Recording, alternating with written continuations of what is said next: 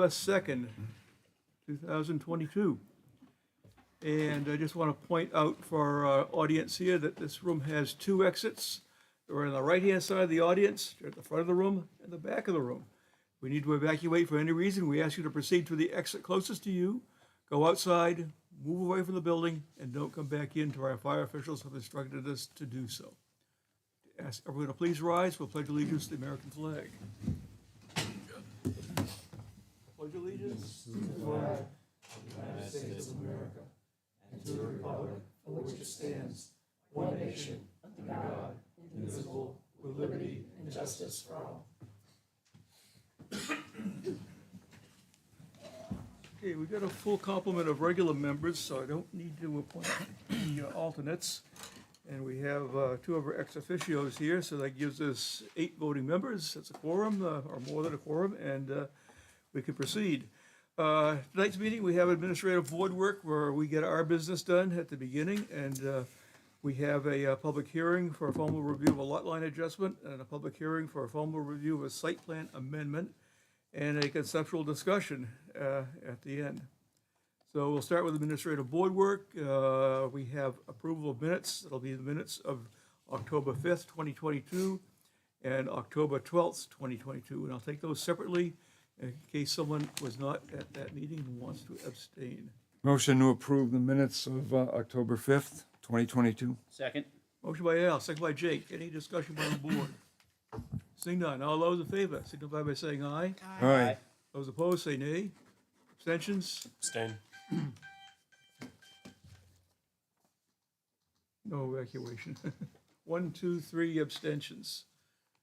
But we'll have to sort out the voting members and so forth. Chair votes affirmative, and the minutes of October 5th, 2022 are approved. Mr. Chairman, motion to approve the minutes of October 12th, 2022. Second. We have a motion by Al, and a second by Jake. Any discussion on the minutes of October 12th? Seeing none, all those in favor signify by saying aye. Aye. All those opposed say nay. Abstentions? Abstain. Abstain. Al and Bruce. And chair votes affirmative, and the minutes of October 12th, 2022 are accepted. Those are the official minutes of those meetings. Regional impact determinations, we have 3 of them, and Kelly can explain them to us, please. Thank you, Mr. Chair. So the first is for an application for design review of a site plan for a proposed 100,000 square foot warehouse building and associated site improvements, 13 Page Road, map 17, lot 27, zone C2. Charlie Evans is the owner and Rhino Capital Advisors LLC is the applicant. And staff is recommending that this is not a development of regional impact. The second is an application for design review of a site plan for proposed 100,000 square foot warehouse building and associated site improvements, 26 Jacks Bridge Road, map 15, lot 103, zoned industrial 1. Charlie Evans is the owner, Rhino Capital Advisors LLC is the applicant, and staff is recommending that this is not a development of regional impact. And the last is for an application for design review of subdivision plan for 21-unit single detached residential development, 22 Young Road, map 6, lot 53, zoned R3, Edgar and Winifred Pitts, trustees and owners, and 20 Young Road, map 6, lot 58-2, zoned R3, Cedar Crest Development is the owner, and Cedar Crest Development is also the applicant. Staff is recommending this is also not of regional impact. Okay, board have any questions? If not, I'll take a motion. Mr. Chairman, I'd like to take a motion that these 3 developments are not of regional impact. Second. Okay, motion by Al, second by Jake of the 3 items that are not of regional impact. Any discussion by the board? Seeing none, all those in favor signify by saying aye. Aye. All those opposed say nay. Abstentions, chair votes affirmative, and motion carries. Those 3 items are not of regional impact as determined by the standards of Southern New Hampshire Planning Commission. Anything else? Let's see, discussions with town staff. Anything, John? Nope, nothing this evening. And Harvey Road is coming along good? Yes, sir. Any point do you Got think out it'll of- be Got out of passable? the bypass road, so everybody's back on the main line, and hopefully the end of the month we'll be wrapped up. you'll know for sure. Yep, Okay, good, coming along well. good project. project. Kelly, Nothing this evening, Mr. Chair. okay. Laura? Just a reminder that we did set up the training with the NHMA for December 14th for the board. Okay, December 14th, so we'll have a meeting, basically meeting with council. It'll be a non-meeting, starting at 6. 5:30. 5:30, okay. Okay, starting at 5:30. So it's, we get our education and a chance to discuss with our attorney any issues or concerns that the board might have. A lot of it is with new legislation. And let's see, was Ann, myself, Ted, and Roger that went on the tour of the schools that was led by Bob Slater. That was it was not a meeting because it was not a quorum present. We had a tour of the kindergarten, Matthew Thornton, and the high school. And it was all for collecting information on the concerns that the board had with the CIP, so. And there is information, I think Bob was gonna make it available. There's layouts of the schools and what they, changes to it, at some point in the future that they were planning on, so. There's nothing cast in stone, and then next week, we have public hearings on both the CIP and amendments that we're making to our, both site plan regulations and subdivision regulations. Also, from Southern New Hampshire Planning Commission, the proposed 10-year plan that the commission is working on right now. They have from Londonderry Route 28, Stonehenge Road to Sims Drive is an upgrade. And that's what the state they are sending to the state. Whether it makes it or not, who knows, but at least it's on there. And the other is the Londonderry Rail Trail Phase 7, which is the very eastern end of the rail trail where it connects with Derry. That's kind of like what's holding it up is the finalization of the Exit 4A plans and the routing of the rail trail in Derry, so. And also they had a presentation of innovative housing solutions, which is very interesting. So Lynn was in attendance also. So there's info, I know that's going to be on Southern New Hampshire's webpage. And if I get it beforehand or anything, I'll send it out to the board. Quite interesting, where a developer has built a building, and in it, there are businesses, but also he houses his employees. So very interesting, like the old days, the mill days, where factories built the row housing you see that are apartments now in Manchester. And Mr. Chairman, he subsidizes the housing too he bases the rent on the income of the people who are living there. Yes. Excellent idea, so. He's trying to spread the information around. It's in Dover, I think Dover. Dover. Yeah, city of Dover. Okay, anything else from the board? If not, we'll go to our plans. We have a public hearing on an application for a formal review of a lot line adjustment plan to adjust the lot line between 7 Chartwell Court, tax map 3, lot 45-61, zoned agricultural or residential 1, and 11 Greeley Road, tax map 3, lot 165-1, zoned agricultural or residential 1. Diana F. Walters Revocable Trust is the owner and the applicant. And at first, we have to determine if this plan is complete, so I'll go to staff, who I've been informed that they have had discussions with. So. Thank you, Mr. Chair. So there are 7 outstanding checklist items, one of which we have received a waiver for with justification. However, the remaining 6, we have not received waivers for with justification. Those 6 that I'm referring to are noted in the staff memo. They relate to providing a plan index, including information related to plan notes per section 411 in our subdivision regulations, providing a boundary plan of all the subject properties, providing the proposed lot configuration of both lots defined by meets and bounds, providing boundary monuments, and adding the right-of-way width. Again, these are all items required in our checklist for a subdivision application. And given that we have not received any waivers with justification for these items, staff is recommending that the application not be accepted as complete. Okay.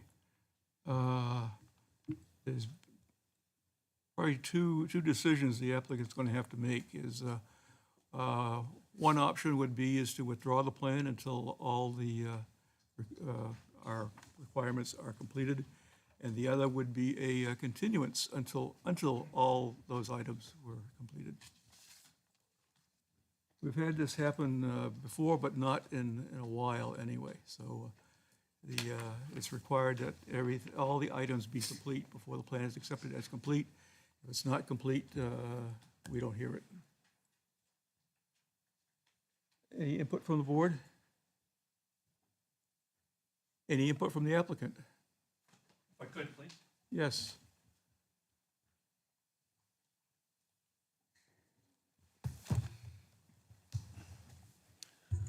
Good afternoon, or good evening. My name is Mark Sargent, and I'm with the firm of Richard Bartlett and Associates in Concord. And you can probably tell by the color of my hair, this isn't my first planning board meeting, but this is my first experience here in Londonderry.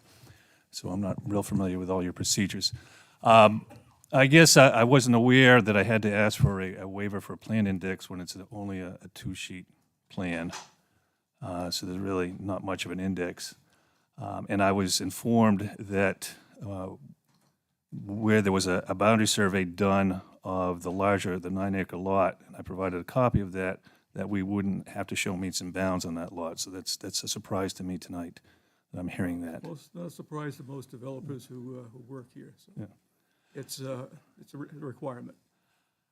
Well, that's not what I was told by staff, so I guess I'm a little disappointed in hearing that. Matter of fact, I have an email in my file here that I could show you that they said the plan that I provided from the survey that was done of that lot in 1975 was adequate, so, That was 1975. yeah, I think we've had a few years elapsed between 1975 and 2022. sure. The boundary hasn't changed. Things do change, and you have to keep up with the times, the old cliche. But the boundary hasn't changed since 1975. But we don't know that. Okay. I guess that's it then, Mr. Chairman. Okay. And If I guess that we could get a continuance until, we'll have to obviously do a complete boundary survey of that one lot or ask for a waiver. I don't know if the board would even entertain a waiver of that. there's a one waiver to section 4.17, but as far as the site distance profile, checklist item, Roman numeral 3.34, that is basic. You gotta know where that lot line is.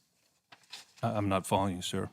Okay, maybe you can help, yeah, A Kelly. waiver can be submitted with justification, and it can be evaluated by staff, and staff will do as we typically do and make a recommendation to the board about whether we support it or not. And ultimately, the board can decide if they want to approve the waiver, grant the waiver. That waiver would have to be submitted in writing. Yes, to the staff. as I did the other ones that we requested. Correct. Probably should have done them together. Been easier. Like I said, sir, I guess I was led in a different direction, so my mistake for not thinking differently, so. So we can continue the completeness part of the hearing, but you'd have to submit in writing the request, the waiver request. I will do that. Okay. I will do okay. that. So what's your time preference? Well, if I can submit a waiver for a complete boundary on that 9-acre lot, I can do that within a day or so. Same with the planned index. I can ask for a waiver on that. I can show a planned index on the plan, but it seems unnecessary where it's only 2 sheets. So there's really not much to index there. And I don't recall the other 4 items. We gotta have the record of it, you know, your submission and also the, I- Staff can provide what I just read off to the applicant, and Sure. if you December so choose, you 14th. can submit the waiver request in Okay. writing. And I guess we just need to sort out a time frame for what's reasonable. All We right. do December 14th. Oh, certainly can get it done before then, yeah. Yeah. No, Yeah, and that, I mean, we can't do it this month because of the time frame to send out, Understood. you know, notices. Understood. Yeah. So I guess you know, if I could get from staff the additional outstanding items, then, Yeah, yeah, because I'd probably emphasize is work with staff. oh, and I have worked with staff on So, this, yeah. so it's like doing what they say. you know, Right, And they go right by the rules. And Understood. The rules are the rules. yeah, understood. Okay, I'll take a motion. Mr. Chairman, I'd like to make a motion to continue the application to December 14th, 2022, to allow time for staff and the applicant to work through outstanding engineering and planning department comments. Second. Okay, motion by Al, second by Jeff. Any discussion by the board? What was the email that the applicant indicated from staff? Is there a miscommunication there, or what? Seems like It's a little more than Miscommunication, miscommunication, yeah. so it's, but we can send that out to the board. I can forward a copy to you. Certainly, to Kelly, and Kelly get it out to us. Okay, any want to further comment. I think discussion? from my experience on the board, the staff has been very, workable, with developers coming in. So I think, continuing to work with staff and ensuring that, these checklist items are all kind of complete. They do a very, in previous, aspects have done a really good job preparing applications to come in front of this board. So is just continue to work until both parties are at a good spot. So we have a really good and competent staff. I mean, this has happened before, and the applicant will, continue, work with staff, and then come back and things are complete, so. And then, we encourage work with staff, because that's how things get completed. Anything else from the board? If not, I'll take all those in favor of the motion signify by saying aye. Aye. All those opposed, say nay. Abstentions? Chair votes affirmative, motion carries, and the plan, lot line adjustment between 7 Chartwell Court and 11 Greeley Road is continued until the 14th of December at 7 PM right here in Town Hall. Thanks for your time. You're welcome. Okay, next we have a public hearing. Chair? Oh. Yeah, come to the microphone, please, and I need your name and addresses, please.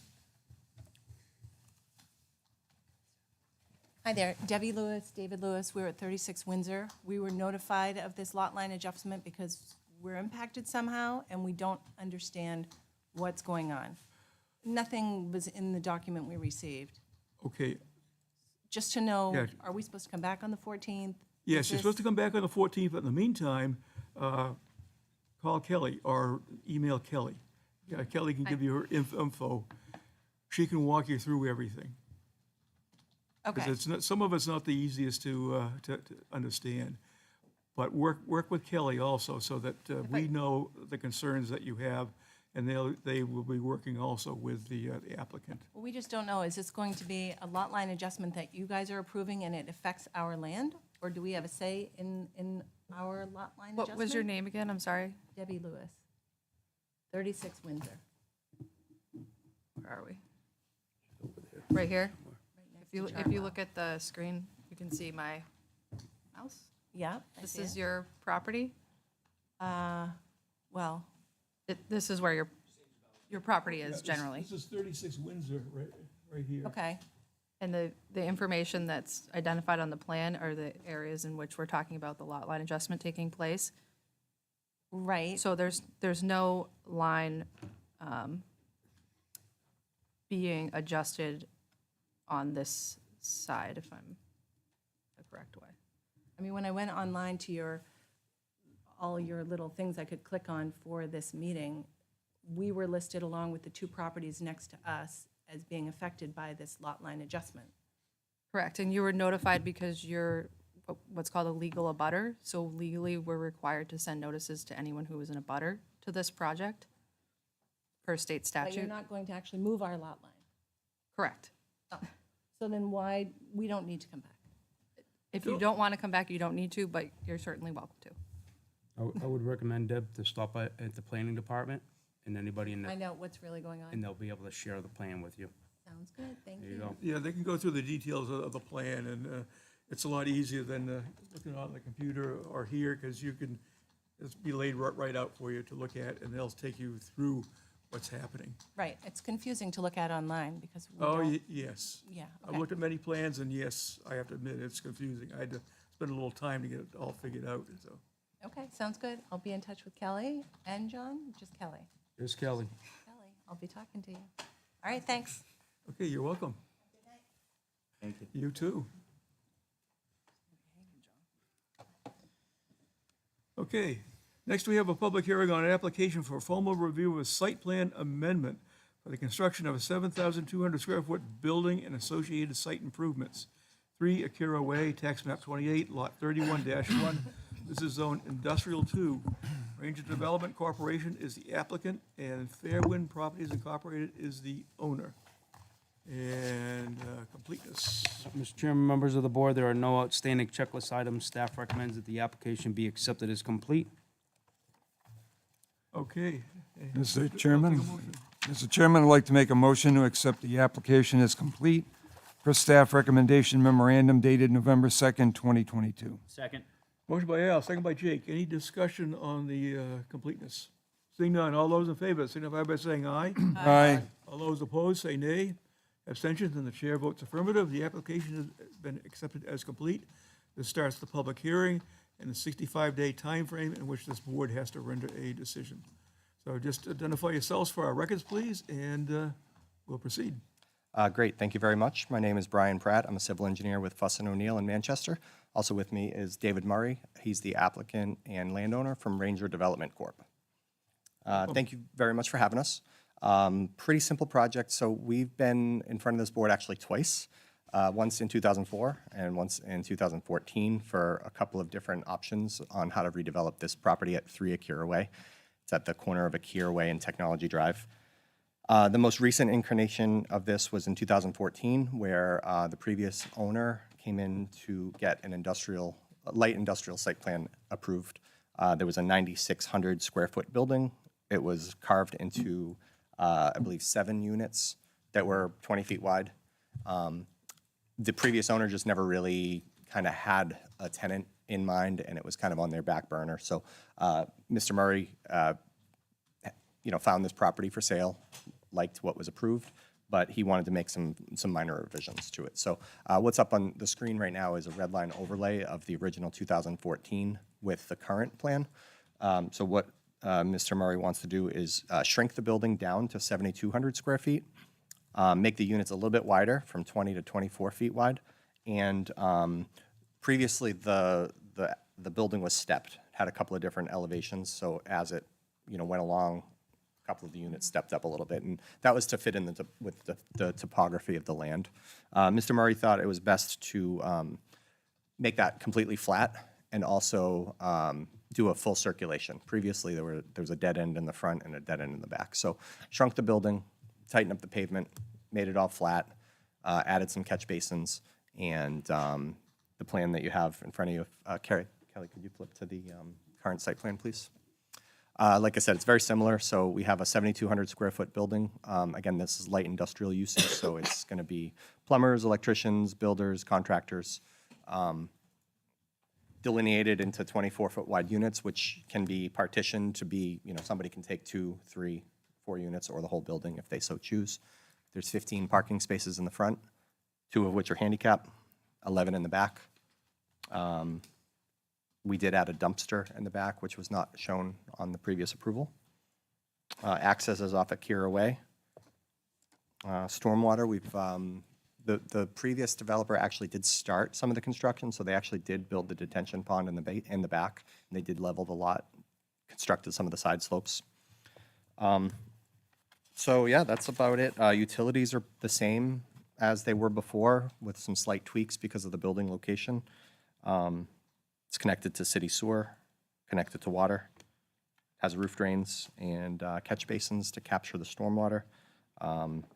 We did work with staff and their third-party review engineer to make some tweaks to try to help meet the MS4 requirements, but it does meet the town's ordinances as far as peak flow off-site in the 25-year storm. That's mostly achieved by a reduction in pavement area. We reduced the total impervious on the site by about 2,500 square feet. We did make a couple of other minor modifications working with staff just to kind of bring it into more compliance with today's standards with side slopes and riprap. But we do have significant landscaping.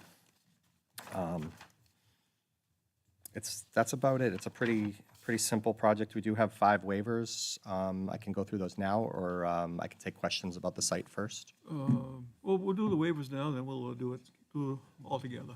Okay, great. So there's 5 waivers. Actually, I'm sorry, there's 4 waivers.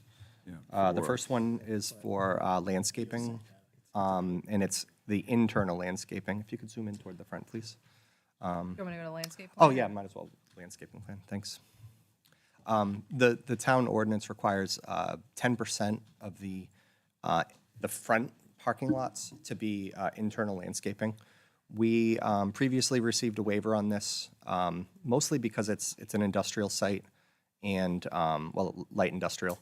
And just the plowing is real difficult. So we do have some internal landscaping. If you see near the entry drive, as you come in on the left there, previously we didn't have that internal landscaped island, but we did add that after the fact, but it just doesn't meet the 10%. We are providing all the trees that are required. We're providing 18 trees on the site, and we're providing some really nice, significant screening, a lot of shrubs. We had Randy Knowles, landscape architect, work on this in 2004 and then 2014, and this is nearly identical to what was approved on the last Yeah, notice round. you got the purple lilacs there. So. Yeah. So, like I said, the 18 trees are provided. They're just pushed to the perimeter, similar to what's been approved on other industrial subdivisions. It's not like a retail plaza where it's, it's definitely more important to have those internal landscape islands. But it's a small site. It's a compact site. To add a couple of bump outs would really be a really maintenance burden. And I think the site, as we have it laid out, will look really nice. Similar to that waiver, we also are requesting a waiver for the rear. The ordinance requires that 5% of the rear parking lots be internally landscaped. If you could just pan down just a little bit to show the back, please. Again, what we did is we pushed all the landscaping, a lot of the landscaping off to Technology Drive to help provide a buffer. Technology Drive sits up about 10 or 12 feet higher than the site. So that whole corner, we really heavily landscaped. We pushed all that landscaping up into the side to provide a really good screen. Because, if you're going to be looking down into the back of the building from Technology, we really wanted to just provide some nice screening there. So, again, to provide 5% internal, we would have had to have just a random island right in the middle of this, which would be just an absolute nightmare for maintenance, for plowing, for stormwater. We'd have to, probably have additional catch basins, and it's just a lot easier, and especially on an industrial site where the only people that are going to be back here are the people that use this. This isn't really going to be intended for any customers. This is more, like a plumber or their workshops. So they'll have a little office inside, and mostly it'll be warehousing. We did have a waiver previously about the lighting, but I believe the ordinance has been amended that the lighting, we did have a little bit of light spillage with the light pole near the driveway.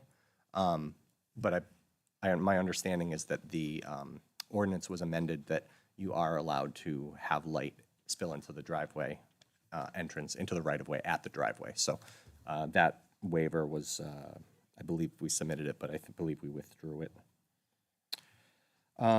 Also, 3.09G, loading spaces wasn't, I don't believe that was required previously. Again, this site is, it's not really like a retail site. They have overhead doors in the back, so each unit has, you know, the ability to back vehicles into their unit. Each unit will operate separately. Oh, what, I'm sorry? Each unit will operate separately. Yeah, yep, exactly. So they all have loading, you know, interior to the building. The back parking spaces will be kind of like, you know, that'll be their, you know, employee parking. Well, the whole site will really be employee parking because it's not really going to be customers or anything.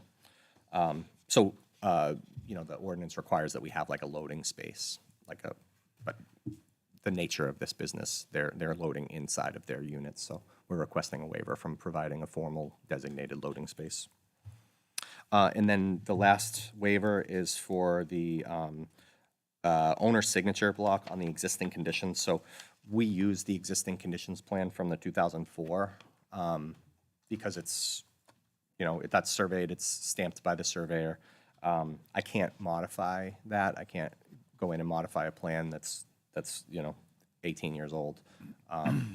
So we're requesting a waiver to just not have the owner's signature on that block. It is, you know, it's stamped by the previous surveyor who's now deceased. So I can't like create a new one and have that surveyor restamp the plan.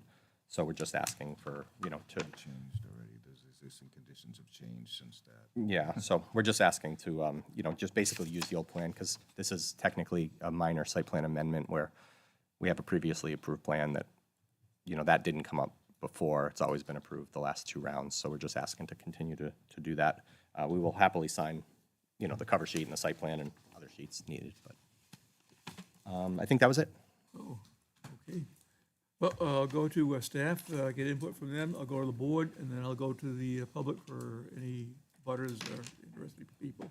So Mr. John, Chairman, members of the board, I'll go through the waivers first. As Mr. Pratt indicated, they're asking a waiver from section 311G1 of the I of the site plan regs to remove the requirement with the minimal interior area of the front parking lot to be dedicated to landscaping, that being 10% of the parking lot. Staff does support the granting of the waiver due to the required landscaping being provided still, but in a different location within the site, which has been common practice in the industrial zones. The waiver requests the 311G1 3 of the site plan regs regarding the 5% of parking lot located in the rear of the principal building or the vacant lot.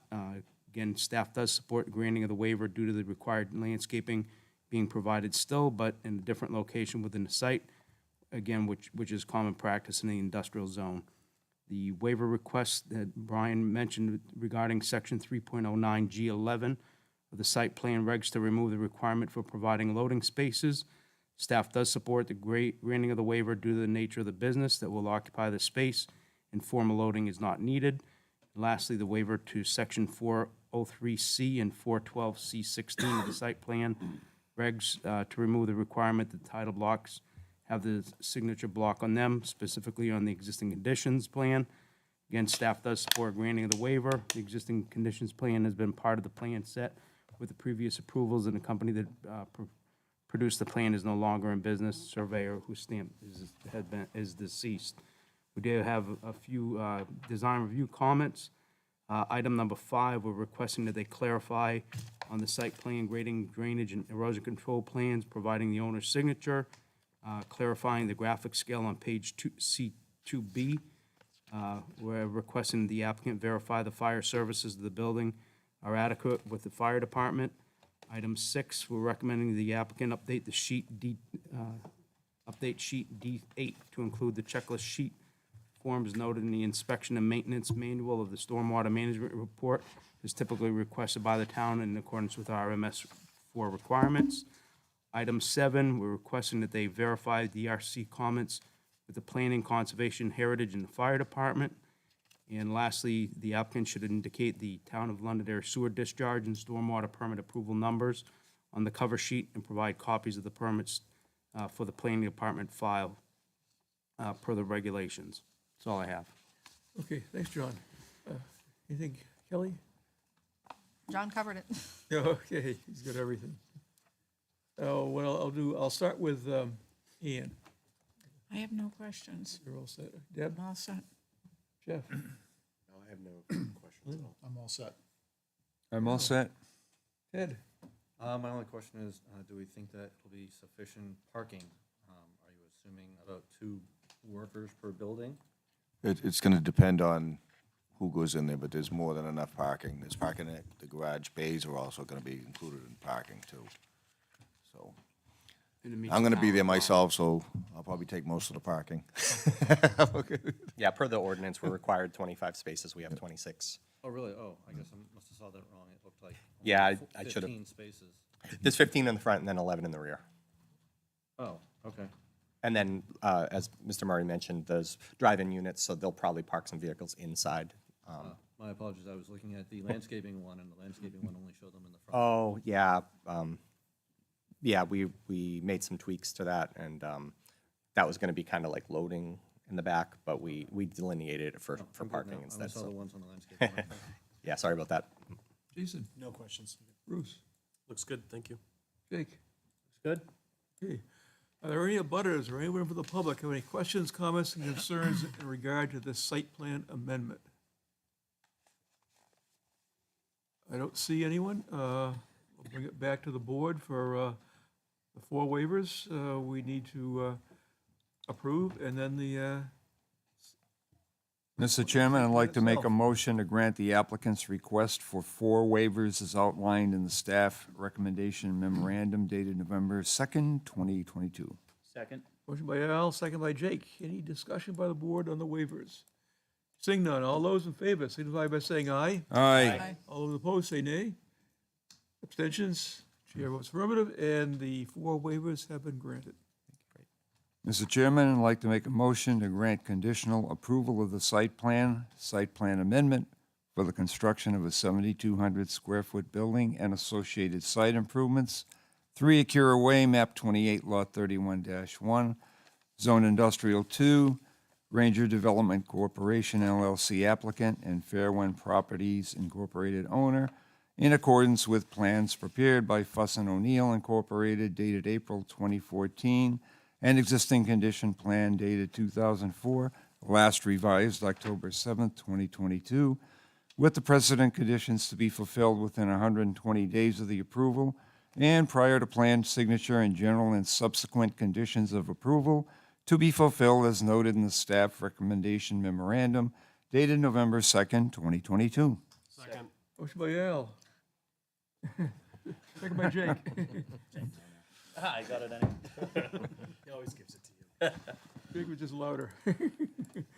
Any discussion by the board on the conditional approval?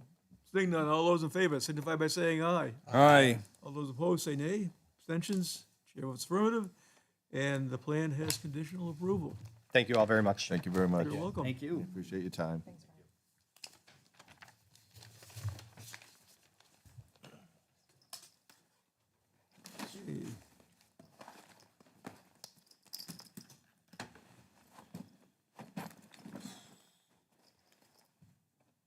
Next, we have a conceptual and non-binding review and discussion of a proposed site plan pursuant to New Hampshire RSA 676:4 for a 264 apartment unit community consisting of 11 three-story residential buildings and associated amenities.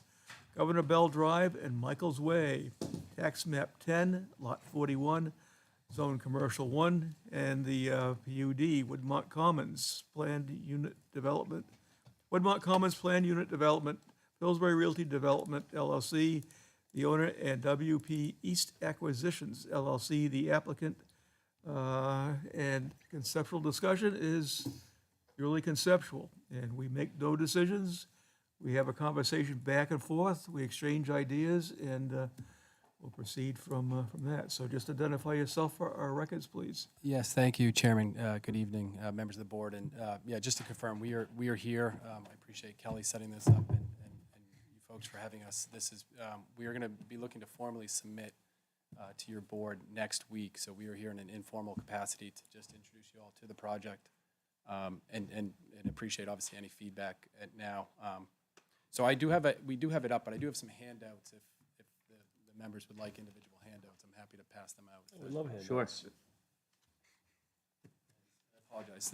For the record, Mark Seck, on behalf of the applicant, WP's Acquisitions LLC. Thank you, sir.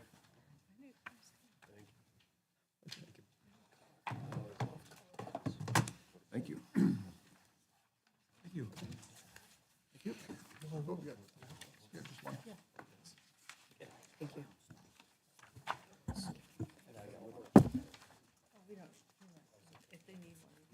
Absolutely. Thank you, Mike. So, as I mentioned, we've prepared a small presentation, just kind of high level to walk you through who we are as the applicant, some case studies of projects that we built, and then a high level overview of the project, and then, I'll turn it back over to you, Chairman, and the board for any kind of questions or comments or feedback, if that's okay. So I work for a company called Wood Partners. We're under the applicant of WP's Acquisitions, but the company is Wood Partners. We are based in Atlanta.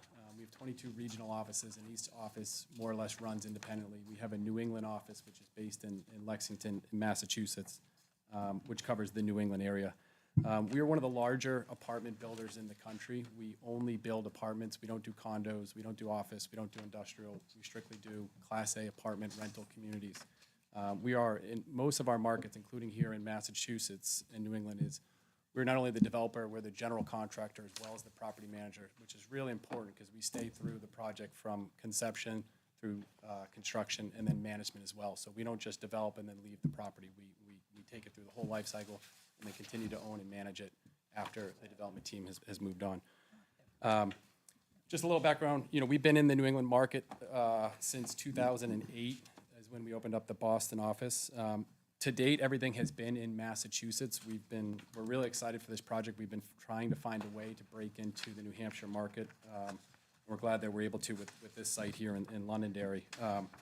So we've built over 3,000 units since we've opened that Boston office. We've been one of the largest developers here in New England. And as I mentioned, we only build Class A apartment communities. The next page just kind of highlights, where they are. So we build a range. We've built in Cambridge and Somerville, some more urban. We have a project out in Worcester, so we build both urban as well as suburban. Primarily what we do is in the suburban market. Outside of those 3 projects, only 3 of our 15 have been in urban settings, so they're traditionally suburban apartment rentals. I do want to introduce the project team. As I mentioned, Wood Partners, we're going to be the developer, the general contractor, as well as the property manager. I'm joined here tonight by Rob Del Salvio with Embark Studios, who is the architect on this project, as well as Michael Malinowski from Allen & Major, who's the civil engineer. And then Nutter is our zoning attorney, who will be working with us going forward. They were also local counsel on the Baldwin, so very familiar with you folks and the town as well. The next couple slides are just some like-kind properties, just to give you a highlight of the quality of product that we built. This one was one of our more recent completed ones in 2020. And this is in Stoneham, Massachusetts, which is a suburb of Boston. This was a 261-unit project, wood frame. And the other thing I'd kind of like to point out is, we don't do high-rise. All we do is stick frame wood construction. That's our bread and butter. We don't do high-rise and tower construction. The next slide, you can kind of just see the level of amenities. We do fully amenitized buildings, gym, club room, work from home. We've been doing more work from home as there's been a shift to that and dedicated private offices. We've been doing more 1- and 2-bedroom dens for that work from home. But high-end quality product. And then another like-kind one here in the town of Walpole, Massachusetts, another similar 4-story, 157-unit surface park deal.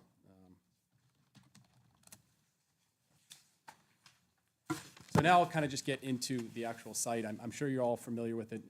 We know folks in town drive by this big dirt lot and are anxious and hopefully excited for what's going to be built here. I know you guys went through and got the whole PUD master plan done years ago, and so to really start to see some development take off, I think is really great for the town. So we are purchasing the site from the Pillsbury folks.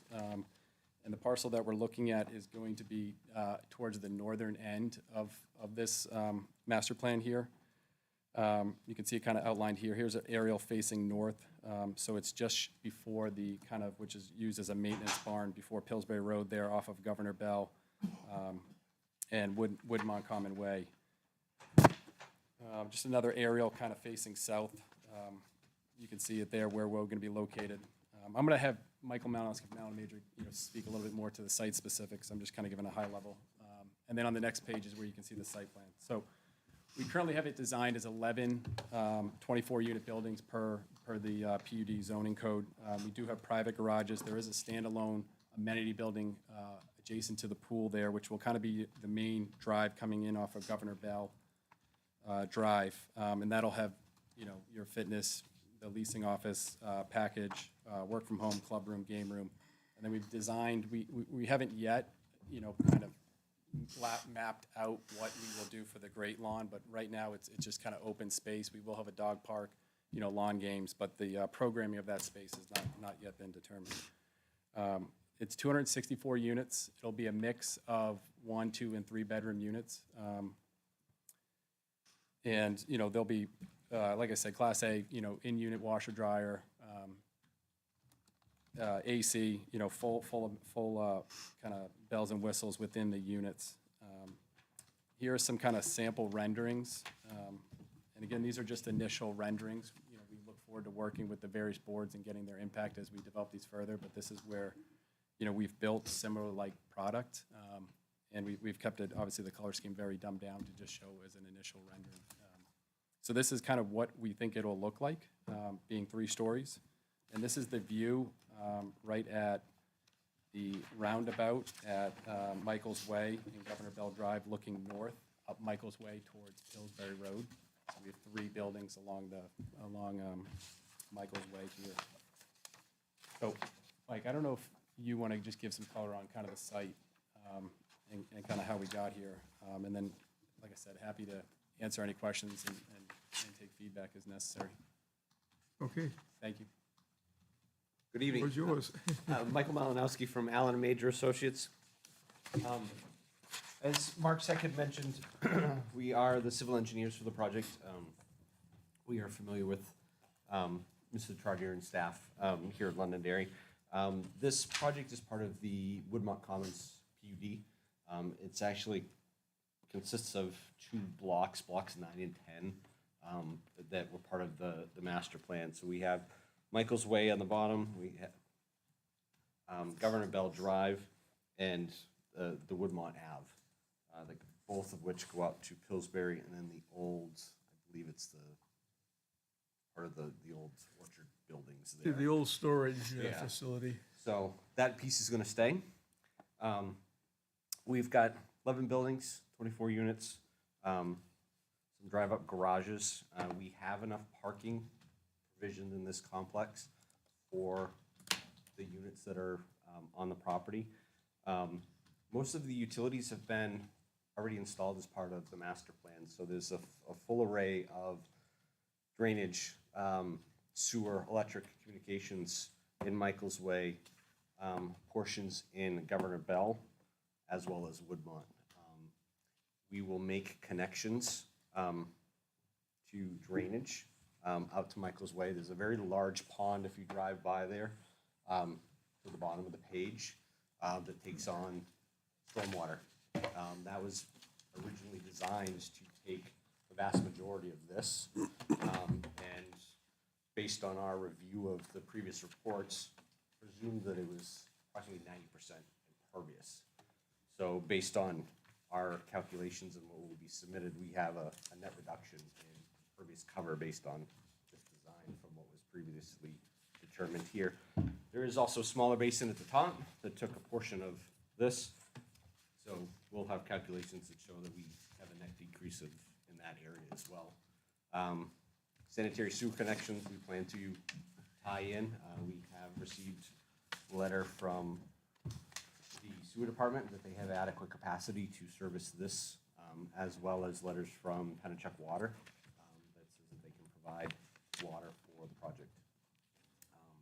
We have TEC traffic engineers as part of our group that are reviewing traffic. They were the original consultants that did the full master planning as part of the PUD, so they are intimately aware of traffic nuances in the vicinity. We will hopefully in a week or so have a full site plan package, including drainage report, traffic study for submission for preliminary review. Are you working with Jeff Cavan also? We are working with Jeff. Jeff has provided some insight on sort of the basis of his design in the area and what they had sort of envisioned as part of the original master plan. Jeff knows the ropes, so. Yeah, yeah. We've been in contact with Jeff. Jeff's provided some very helpful insight in moving forward. Okay, what I'll do, I'll go through the board for any questions, comments, and so forth. Mr. Rugg, how are you? Starting over here, huh? Gentlemen, how we doing? I'm not prepared.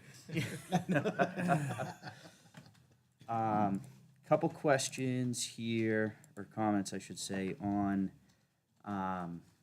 if you're looking at that, just to the left of the property, it looks like there's is that a curb cut right there? Top left? Keep going. Yeah, right there. Is that a curb cut that you guys are putting in, or? Well, it's an existing curb cut now. Yep. So there's several curb cuts. So there's an existing sort of curb cut that was part of the envisioned master plan. Yep. The original plan had sort of down to this building developed. Okay. So that's an existing curb cut. There's also an existing curb cut here that we are reutilizing. We are reutilizing the existing curb cut that's out on Michael's Way. And there was actually two more that were provisioned along Governor Bell. We're using one of those. We plan to close the second one off. So we're not proposing any new curb cuts. That was part of the whole layout, was trying to fit within the confines of what was previously envisioned in that area. Okay. On the, just kind of some things we've been working on, there's along the corner of Woodmont Avenue and Governor Bell Drive, looks to be kind of the one area that we can see parking lot from the road. I don't know if maybe that's something we could do, kind of the same fencing that's going up at the building now to complement the building down the street and also help hide that parking lot. Whereas the corner of Governor's Bell and Woodmont Avenue. Right here. Yeah, I'll get my correct.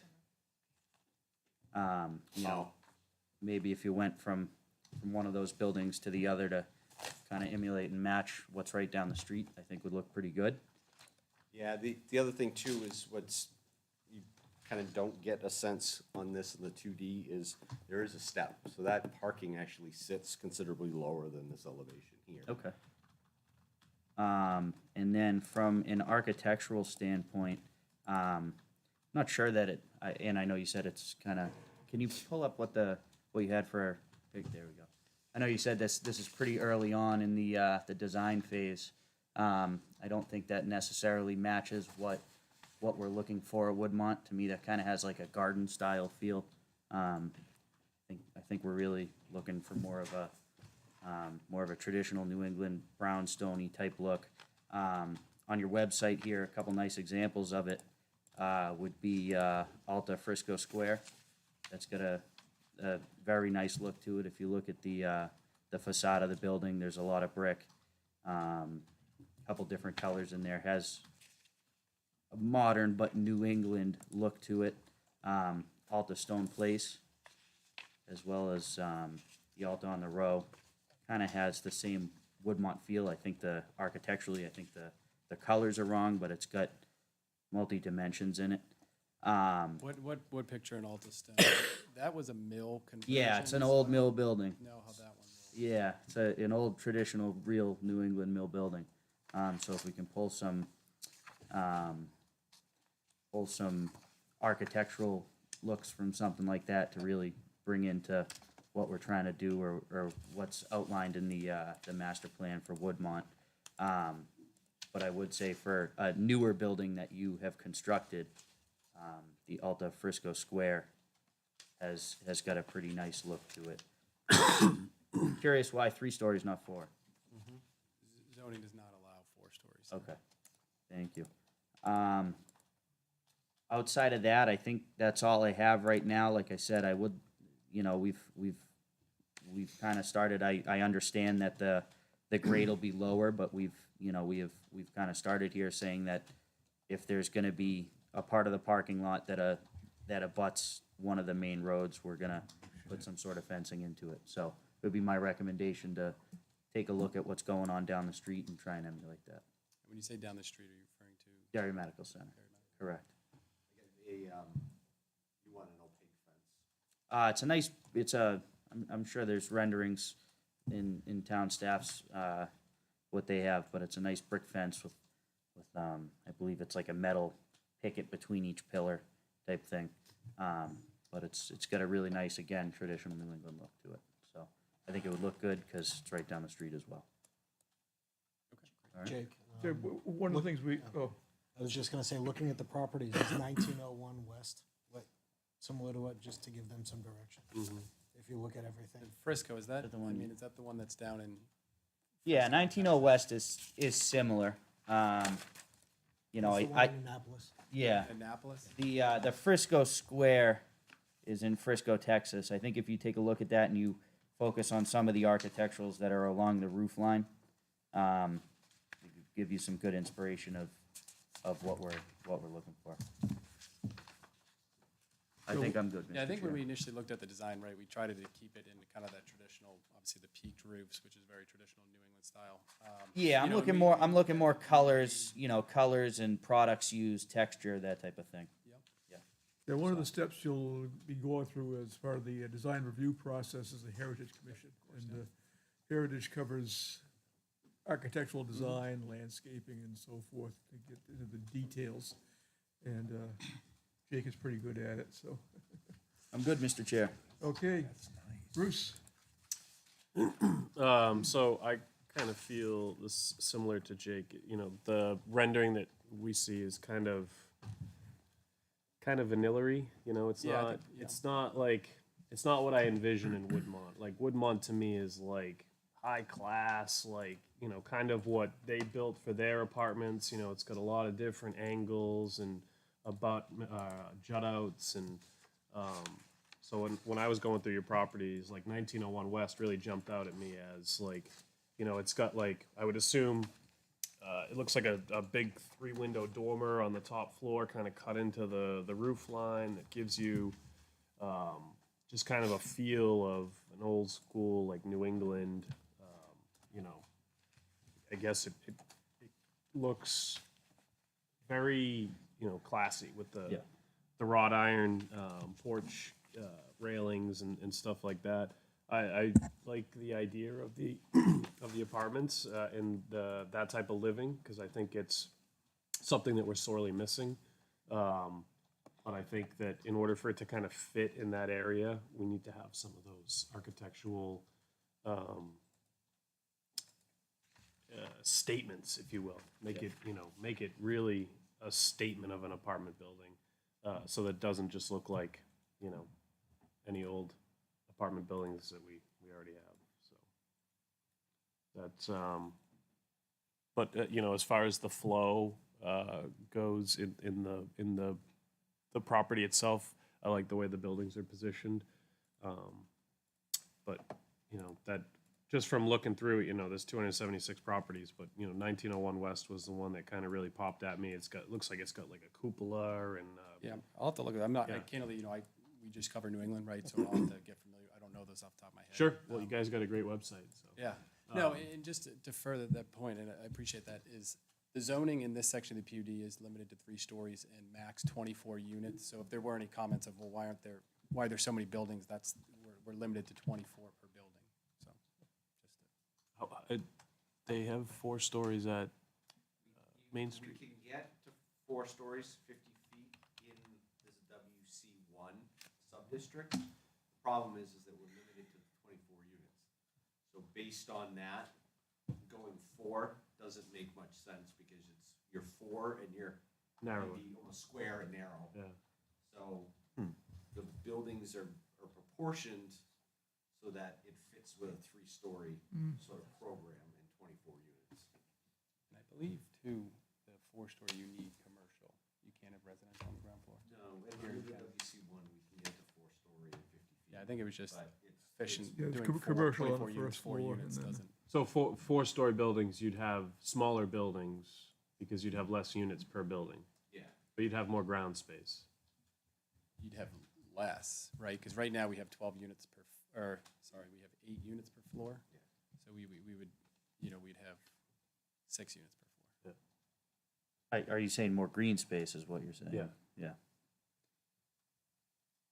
I mean, 3 or 4, I guess it doesn't really matter. Just to me, the architecturally is where I'm Sure. feeling. Yeah.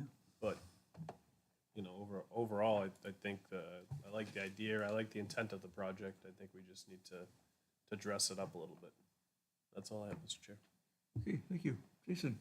I guess my question is more for, so would this be in place of that village, the Woodmont Village, like with the mixed use and everything, or is this?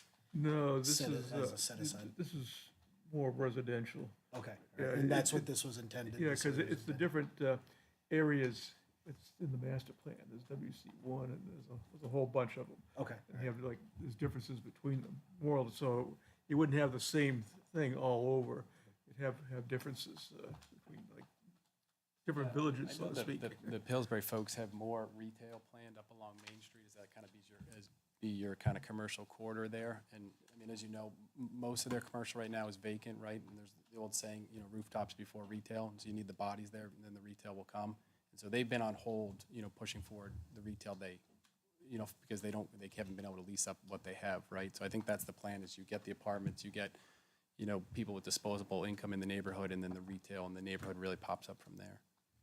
Yeah, I mean, what you are presenting, I'm, you know, like they said, it fills a gap. We kind of have a need for the higher end, you know, apartment buildings and that kind of living. So what you're presenting is fine. I just wanted to make, I had a concern that the Woodmont Village was turning more into a giant residential community, but if that's not the case, then that's. Yeah, the commercial is really gathered around where, you know, Market Basket is. As you spread further out, it's residential. On the other side of Pillsbury, there might be pockets of like 7-Eleven or, you know, type place, more to provide, you know, something quick for people in that immediate area. I was thinking more of like the Main Street Village that they sold, so. I just- Yeah, that's really where Main Street is, where the current, the downtown part of Woodmont.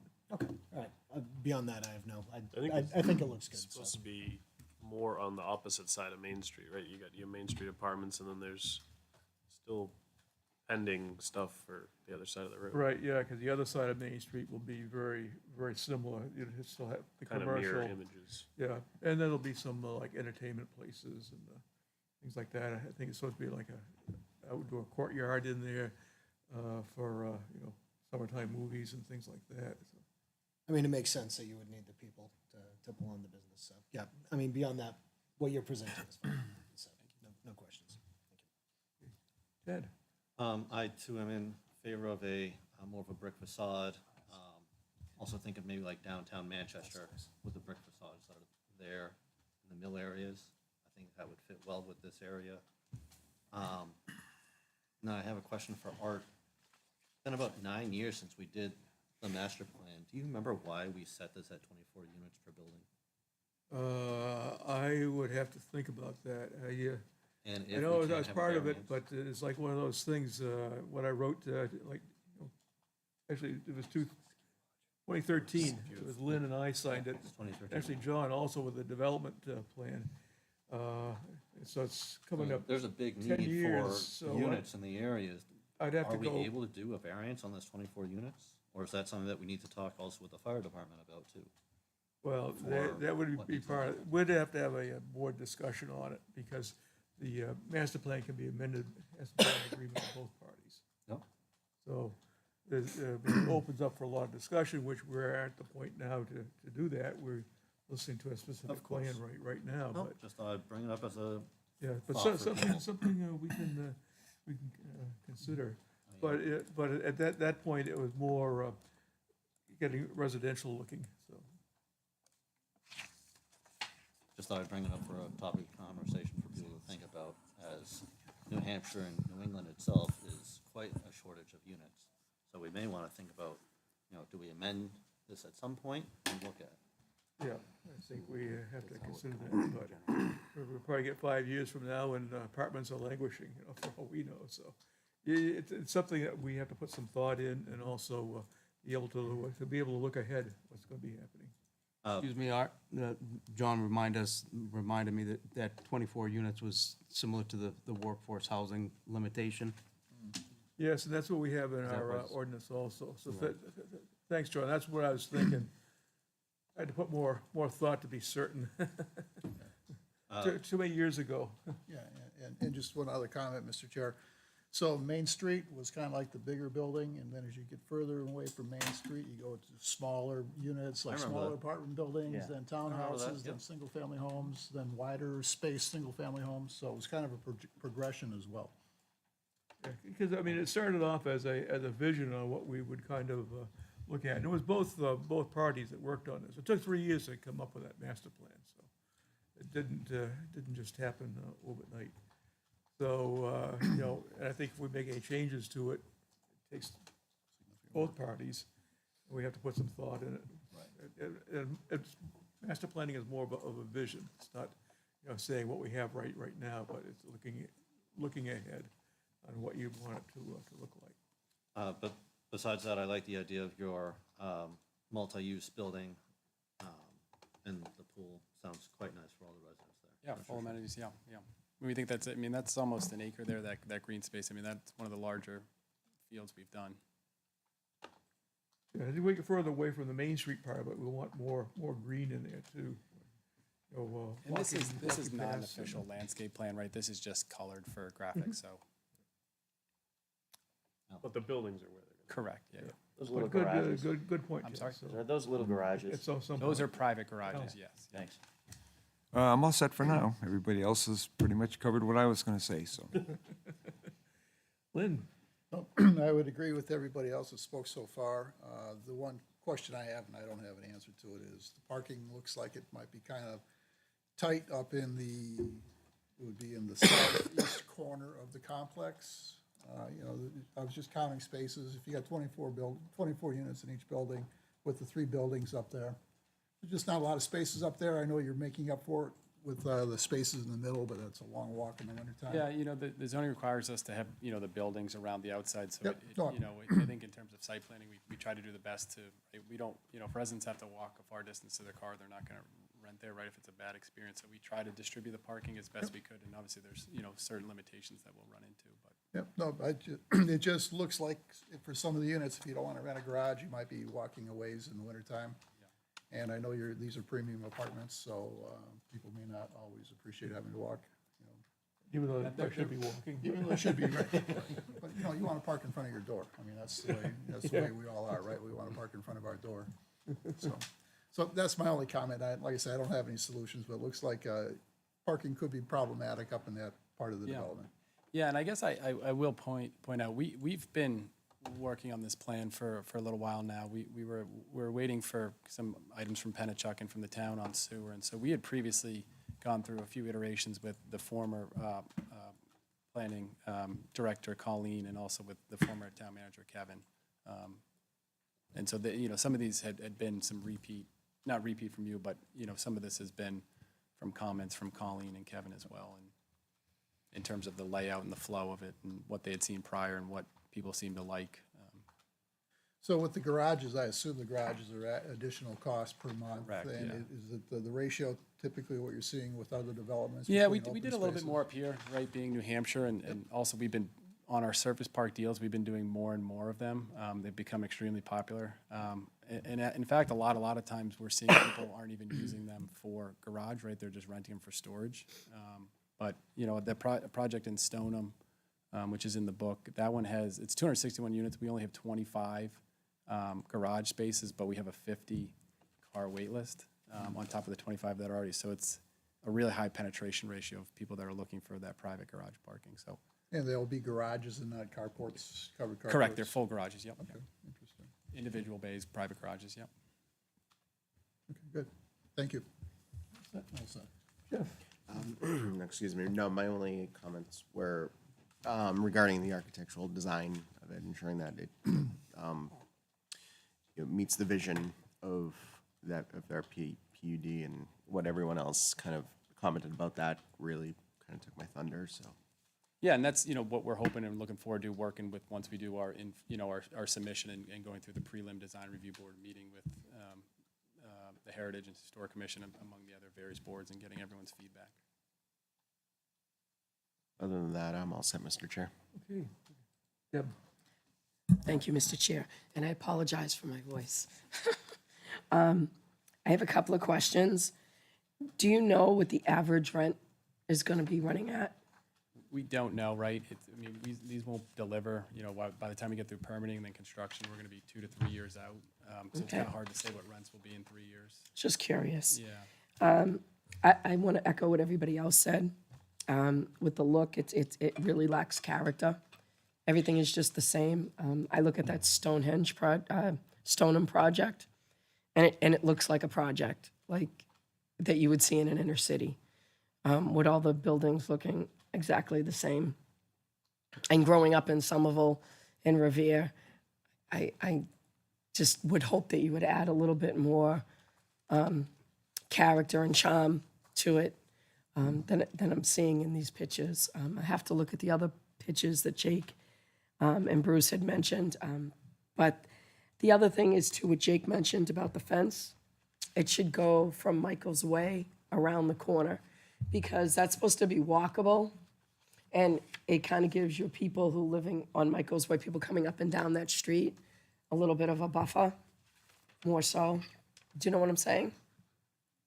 Yeah, I'm just to confirm, you're talking about a different location than what Jake was Well, Jake was you said on Governor Bell, right? Yeah, my focus, what I was talking about at the time is there's actually 2 areas, is wherever we can see parking lot from those Right, main and you roads. can on Michael's Way see Correct. a parking lot. Yeah. But the front, that's where you'll see people there walking their dogs, biking, and you have 1, 2, 3 buildings there to kind of give it a little bit more separation for people's own privacy, and to encourage, the walkability and the continuous look that the medical facility is putting in.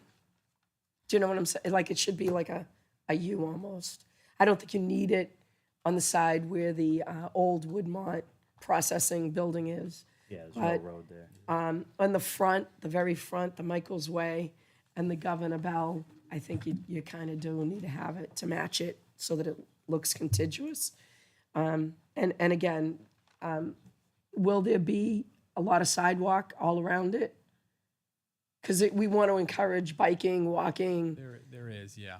and I so- can't, because it's really hard. I mean, I can see it Sure, yeah, within that's- the, We're responsible, Pillsbury's responsible, we're responsible for inside. We're Okay. responsible for the road, everything outside the roadway sidewalk is going to be handled by the current owner. okay. I just was In curious. coordination with us, of course, but yeah. Okay. As part of the original PUD plan, there was the sidewalks provisioned for Michael's Way. Okay. They just haven't been constructed. And then the same thing, the full Okay, extent of good. Governor Bell. Good. As well as Woodmont. So there was sidewalks provisioned as part of the PUD. They just haven't been constructed. Okay, Like- I just wanted to make sure they were gonna, Oh, yeah. And then we also have, and that was part of the discussions that we had with staff early on, was making sure that we provide contiguous pedestrian connections through. Yeah. And that somebody over here has a very easy Path. needs a path to get out to Governor Bell, get out to Right. Michael's Way. so they can get out on their bike, Yeah. get on the main street, go over to 603, bike back. That's correct. Okay. The only other question I have is when we put this, and I guess this would be for staff, so Kelly, how many apartment units were originally in the master plan for Woodmont? I know there's a certain amount of housing, certain amount of business, certain amount of You mean apartments. the density table? Yeah. I was just kind of curious if, what those numbers were, and will this max it out? Does it go beyond? So unfortunately, I don't know that off the top of my head, but I I think can it's certainly get. 1436, the number of living units. Right. in the But this whole- does, the whole this does thing. not max it out. In what, WC one? No, the whole thing. All the residential. I'd have to go back to, Yeah, I just want to make sure that we're following that, and, because that's important, because that impacts traffic, and, you know, there are 3, and I'm sure you guys are well aware of challenging intersections over there, maybe more, but just 3 on Pillsbury itself, you know, the 3-way, Michael's Way in Pillsbury, and going on to Trolley Car. With the construction 4A, I'm not sure exactly how that's gonna play out, but there are some big challenges there, and I would like to see how you're gonna handle. yeah, that's. gonna And be a I know whole- he said he's bringing the traffic study, so I'm asking if that would be addressed in the traffic The study. traffic study will be part of our submission, correct? Okay, Yes, because I think as each, you know, like unit comes along, the traffic study has to be redone, and you gotta look at the area and the impacts there with yeah, traffic. well, I just, because I go that road every day, and that 3-way intersection at 5 o'clock is backed up past the farmhouse to that new Stebbins development on Gilcrest. So there's a huge amount of traffic over there. The traffic report will look at all that, and the nice part is the fact that we're utilizing the same consultants that did the original traffic study. Oh, good. So it's TEC and Okay. TEC Inc. So they were the ones that were fully involved in the original master planning process. So they have a full handle of sort of all the uses in the area, all the traffic in the surrounding areas. They've also been involved as projects have sort of come on board and sort of adjusted accordingly. So that's the nice part of it. The other question I have is, in the middle, near your open square, the thing that kind of looks like a weird little W almost, what is that? Those are the private garages, man. Oh, those are the private garages, okay. All right, thank you. Ian, What I'm saying is not what really the public envisioned when they thought of Woodmont. Michael's Way was supposed to be more like a promenade, an important road through this where commercial, I should say retail and townhouse is faced to the street. This one, the back sides of the buildings are on Michael's Way, Governor Bell Drive, and Woodmont. It's all more like a closed-off, self-contained community with no real interaction with the streets. That's what was our vision of it. Where's the retail space that was supposed to be in blocks along with the residential? Maybe office and restaurants. Not seeing that here. I also Yeah, was we're gonna not mention proposing that, any commercial or retail. It's strictly apartments. Excuse me? We're not proposing any commercial or retail. It's strictly I apartments. know, I see that here.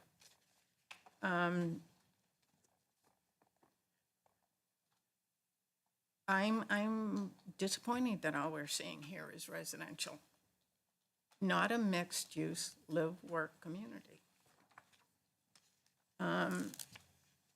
I could see, this is like a housing complex that could be found anywhere in town, it looks like to me.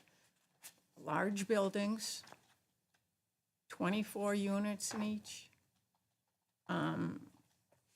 That are set out by themselves. I was hoping this would be more an interactive community. I'm talking about Woodmont itself, and not just separate apartment complexes within this, it seems like. I wanted that life with, you know, that exciting life of nightlife, apartments above, that we were sold on. And not, I'm not criticizing you or your company. It's just the vision. I was looking for retail, so the public would have a reason to come visit this area, because it was supposed to be. I think this is kind of what the Main Street area is for, you know, more concentrated commercial.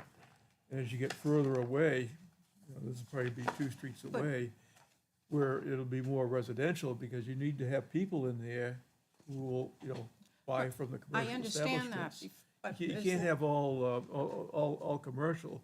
I'm but- not But saying it'll be mixed together. That was, you know, my vision of it. Yeah, and just as late as 2016, there's still plans with retail on this block also, and along with townhomes. And so I was Yeah, I think- hoping to see more of that I mixture. have to go back and see what this section is, but I don't think it really called for, you know, commercial or retail or anything. It was, you know, more residential. More, I would say more residential, but there was retail, especially on the side streets like Governor Bell Drive and what was going to be General Stark Drive too. You know, that was in that. That's being eliminated with this, it looks like. But, you know, I think at this point, I mean, we all know the demand for apartments. And we know they need to bring in residents that will, you know, buy and purchase from the restaurants, from the stores, you know, go soak up the beer at 603. They need people there. Can I say Yeah, one, okay, just yeah, one well, last thing? interject. I just wanted to say, when I envision the apartments there, my envision is Beacon Hill, Comm Ave, Beacon Street, that sort of, Brownstone. the North End where I lived for a long time, that kind of feel where you want to get out and meet your neighbors and hang out on your front stoops and walk to the restaurant and walk here. And they do it in the winter, and it's comfortable. I wish that we could see more of that in this, and I just forgot to say that, so thank you for giving me that time. And so I agree with Ian, if they were facing the streets, it gives that kind of, here's this facade. I mean, they don't all have to, but it would be nice along that front view that's getting the wall, that they had that sort of welcoming stoop that's so New England. More of a townhome or a brownstone along. Yeah, but they can be Michael's- apartments. Yeah, I along mean- Michael's Way and Yeah. Governor's Bell is what you're saying. Yeah, because that's where Yeah. you want to establish the presence, right in the front there. That's Yeah, like she just said, Baltimore's. Baltimore's row houses, you know, that type Like of- that. Something unique, not just cookie cutter. Well, that's just my opinion. Okay, you are entitled to it, Ian. Thank you very much. It's a nice plan for an apartment complex. But I'm not sure if,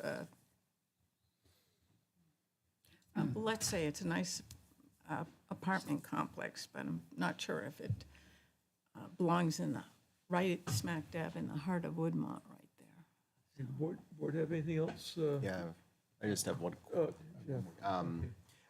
What I really actually liked about this is in the middle, that's like a horseshoe, so, basically, lawn games, right? And I like it. I think that's a good feature of the development. And I'm not sure if there's an opportunity or any plans that make sense to kind of showcase that to like the main street. So when folks are kind of driving by, walking by, they're seeing, folks, in that courtyard playing, whatever lawn games that I'm really not good at. But, it just really, you see the liveliness of the development. Vibrancy. The vibrancy. And Sure, yeah, I mean, I think, I don't know if you're alluding to have it be like a public park. That's, this is for the residents and for insurance reasons. We can't just have the public coming to use the field. I'm not alluding to that. I'm just Okay. alluding to, I'm walking by and I'm seeing folks kind of, lively. Yeah, of course, yeah, and it sense of is here activity. mainly, and Yeah. and the buildings do ring the outside, right, is that's the intent of the PUD, is to have that walkable street, so the buildings do have to line kind of the outside. We can look at moving around to see if we can fit the buildings in another location. Yeah, I mean, it was just a suggestion during Yeah. this, non-binding that's why we're here, and discussion we is appreciate to, obviously all comments. and- if you're hearing comments of like more liveliness, maybe, be creative, which you guys are, Yeah. and I'm definitely not, criticizing it, but just an observation that I kind of just Sure. made that Yeah. No, I might appreciate bring that. some liveliness, I think Jeff's trying to say, create some jealousy for the people who don't live there. right? Yeah, I mean, I think we'd want to balance that too with the privacy of it, right, and not having cars driving by it if you're kind of out hanging out. But so maybe there's a happy medium where we can get it a little bit more lively on the outside, but still kind of not make it a lure to the public, and that way the residents that are renting there don't feel like they're out on the street. Maybe on like the fenced areas to block the parking areas, like pictures of people playing in the park or something like that. I do agree with the idea of making putting more life on the street side of the facility, whether it's, obviously still making the backside the main entrance, because that's where the parking is, but making the road side more look like the front, I guess, I don't know, but yeah, you don't just want a wall. Yeah, and again, this is not a landscape plan, right? We're No, not no, no, showing no, any I fencing or landscaping or, shrubs or vegetation, and, that'll be part of the formal submission, and then obviously working with you to improve the landscaping as well. Lynn? Yeah, I just had one small question on parking. Do you typically have numbered spots, or you have a number assigned to an apartment, and you have a number of open spots for No, visitors we and things like typically, that? we require everyone to register their car and get a sticker so we can track it, but we do not, we don't charge for the service lots nor do a sign surface. So outside of the garage, which you would have a signed garage spot, you would not be required, but you still would be required to register your car. Okay, great, thanks. One Ted? more, leading off of Lynn's comment, is there any parking available for visitors? It looks a little maybe tight for parking. I wasn't We do. We do have some dedicated visitor spots near the amenity space, and those are going to be for future leasing. We feel pretty good about our parking ratio. We meet code, and, as I mentioned at the beginning, we've built over 3,000 units. We manage a lot of our properties today. We kind of know what the penetration rates are at a lot of our properties, and, right, we're not going to, build something that's not adequately parked, or else, people won't rent there if they can't have parking. So we do factor in that they'll have guests over and visitors, and there'll be bike parking, and Wonderful. so that is in taken into consideration, that we feel that there's not just does it meet the code, but that it's appropriate from a business standpoint as well. Great. Mr. Chairman? Yes, Bruce? So, just kind of listening to a lot of the other board members, I think you can kind of accomplish what we're indicating with, you already have the buildings kind of lining those major roadways, and, especially the buildings that look towards Michael's Way, on the opposite side of Michael's is like a walking trail and retention, ponds. So, I mean, those apartments are gonna have great views. The obviously the takeaway from that is that you're on Michael's Way, which is a main thoroughfare, but the views looking that way are pretty nice. And I went through your website, so a couple of other projects or properties that you have in your portfolio would be Alta North or Tribeca at Camp Springs. It's got a lot of character to those buildings, the brick and the, you've got different types of siding, you've got, it looks like in, some of those buildings on the first floor might be, kind of a gym area too. So, maybe the building that you have dedicated to, property services, if you can kind of architecturally tie that into the two buildings, building on either side to kind of just make it look, that, brownstone castle-y, really, I guess you want it to look, immense, because that's that's where you're putting yourselves is, you know, right in the downtown Woodmont. And, you know, when this was sold to the town, it was supposed to be a city, you know, within the town. And so I think for a lot of people like myself, I want to feel like this is a downtown, really classy area of town. And I just want to make sure that what we're putting in there is gonna, like you said, if you put the people there, then the retail comes, right? So, but I want the people there to have that disposable income to drive that retail. So to make it nice, you know, high-class apartments and properties like your website shows, I think is good. I think that architecturally, we just need to bring that high class in with, you know, some of the architectural features we talked about. And I understand, you know, the landscape and all that, we'll deal with that when the time comes. Yeah, we were just trying to make it look pretty for the site plan. Yeah, Instead of having yeah. a black and white Right. But, layout plan. I mean, this is obviously you guys agree it's a crown jewel property, right? Because otherwise you wouldn't be purchasing it to build there. So just making sure that we put the buildings that fit with what's going in there. You got the Derry Medical Center, and then on the other side of that, you're gonna have, you know, the Woodmont apartment buildings, and then behind you is the Baldwins, which is a, you know, beautiful property. So just making sure it all fits in. Yeah, that's what we, you know, really want it to be like cohesive, but yet there's some differences in there, but there's a cohesiveness to it that ties the design and, you know, the downtown thing. Londonderry doesn't really have a, you know, downtown. It's rather spread out. So this would be a good, you know, good gathering point for people, for entertainment, you know, eating, drinking, living, and working. Well, we're trying to provide the living for the retail. I guess one last comment I have is, you know, what's presented to us tonight looks like a garden-style apartment. You know, how do you take that and make it look more like that brownstone feel? And I think if you look at everything we've recommended to you, the properties we've suggested, you can see where, like, yeah, it's still an apartment, but it has a much different feel to it. So that's what I'd leave off on is, I think we've all said it a few times tonight, is give us more of that brownstone feel instead of what I see now as apartment buildings.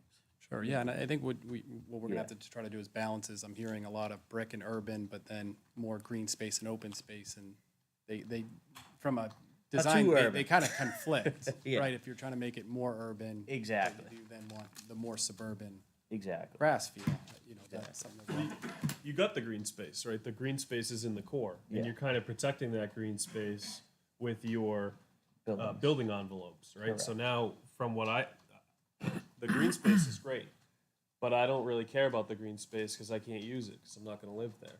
But when I drive down Michael's Way, I want to see a very prestigious, you know, buildings, apartment buildings that I say, wow, you know, those look like they've been there for At first, 50 you don't years. think they're apartment buildings, Yeah. you know? Yeah. Beautiful. That's a good way to put it. Yeah. Maybe another way of putting it is, make the people who live here want to live there, who may want to move there at some point. And if that's just, you know, as he's saying, a garden style, just general apartments you'll find anywhere, it's not much of an enticing factor. Do you have any questions of us? No, I mean, again, I thank you, Kelly, for setting this up, and thank you, Chairman, and the board members for, you know, hosting us tonight. I think this was a great initial meeting. This is kind of what we were looking for, some feedback as we get into before doing our formal submission to you all, and then working through the various sub-boards and departments at the town. From this board, you will get feedback, so. Yeah. When do you think you're coming for more of a formal submission? Any idea on a timeline? So we're planning to do the informal one first, you know, next week, right? And we'll meet with Heritage. You know, we've already met with John, Mr. Chartier. You know, we've met with Fire. So, you know, we'll do the rounds with the town departments and kind of any other departments that, you know, we think will give us good, you know, feedback. And then as my understanding is, you know, we kind of work through that process. So that way, you know, we work with all of you that when we come back for final, everyone's kind of seen it and is okay with it. And that's kind of the final, you know, submission that, you know, no one's caught blind and understand where the plan has evolved. Thank you. Heritage Commission meets on the 17th of November. And between Kelly and Laura, they could get things set up for you. Yep, great. I appreciate that, Chairman. And I know you're on the Heritage Board as well. And is there any other members here that are on? No, only one member of the planning board. by But I'll be statute there. can on there. Okay. But members can, planning board members can come and have their input also, so. Did you find our feedback surprising, or was it in line with what you kind of? No, I mean, we read the PUD and the design guidelines. I think candidly, the Main Street building that's there, there's a lot of different styles going on. So it was kind of hard to look at that one because it was kind of tough to tell which one they were going for. So I think. Pick one. So I think what's great is here, it's all been consistent, right? Yeah. So I don't think you'll have different pieces. Yeah. So I think that was helpful. We understand this is the focal point of Londonderry. I mean, we're excited, that it's Londonderry. I think it's obviously an unbelievable town, and, we've been excited to try to get into the southern New Hampshire market. So yeah, we're really excited.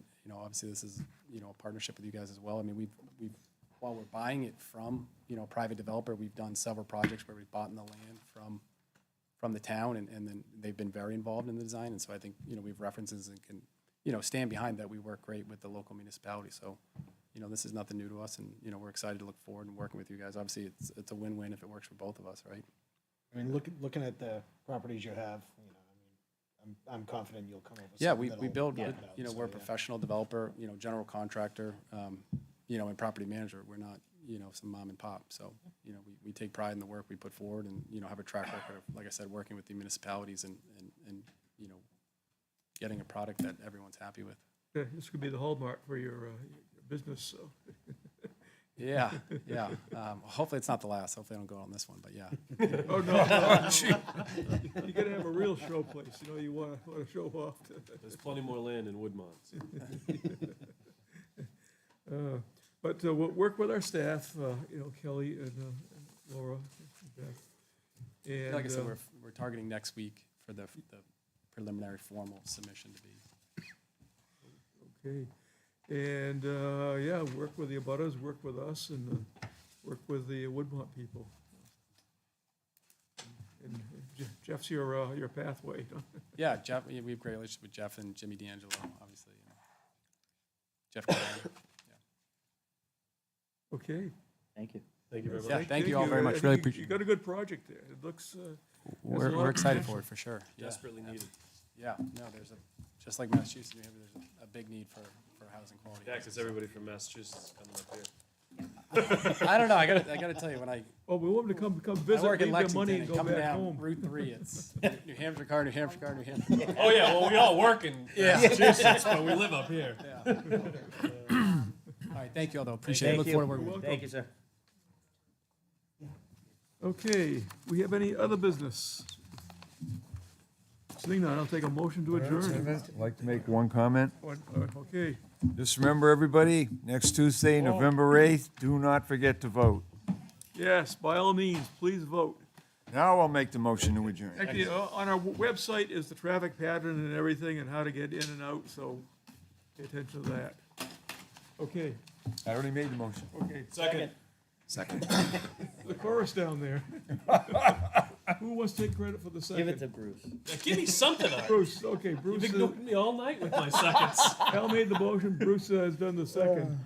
He's gonna be louder than Jake, It's hard. It's not gonna happen, I promise. Loud on a It's normal not gonna day. In favor of adjournment, signify by saying aye. All right. We're adjourned, folks.